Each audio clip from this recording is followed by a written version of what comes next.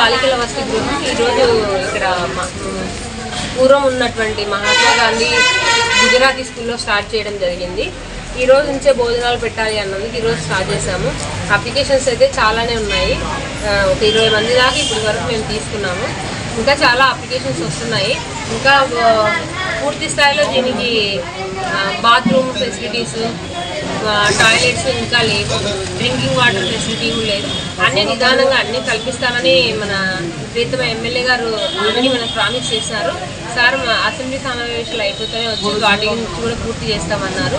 అలాగే పిల్లలకు స్కూల్కి వెళ్ళడానికి బస్ సర్వీస్ కూడా త్వరలోనే ఏర్పాటు చేస్తామన్నారు. అవన్నీ నిదానంగా మనకు జరుగుతున్న ప్రాసెస్లో అవి కూడా కంప్లీట్ చేస్తామన్నారు. పిల్లలైతే చాలామంది ఉన్నారు.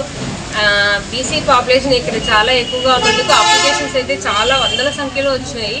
ఇంకా ఇప్పటికి కూడా అప్లికేషన్స్ చాలానే వస్తున్నాయి. మాకు తీసుకోవాలంటే కూడా భయం వేస్తుంది. అంటే ఫెసిలిటీస్ లేవు కాబట్టి పూర్తి స్థాయిలో, కానీ తప్పడం లేదు. మేడం వీళ్ళు వచ్చిన పేరెంట్స్ అంటున్నారు మేడం ఇంకా వసతులు ఏమి లేవు, అప్పుడే రమ్మన్నారు అని పేరెంట్స్ వాదన.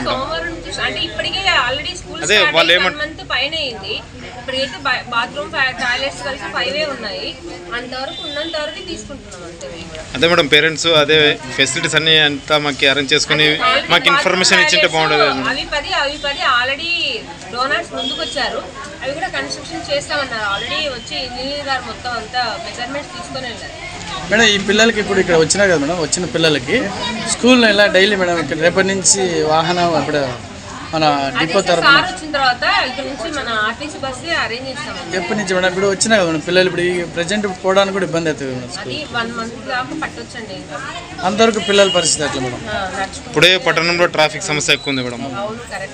రావడానికి పోవడానికి ఇప్పుడు ఏదైనా జరిగితే కూడా రెస్పాన్సిబుల్.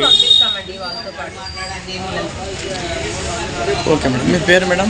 ఎస్ ప్రమీల. క్యాటరింగ్.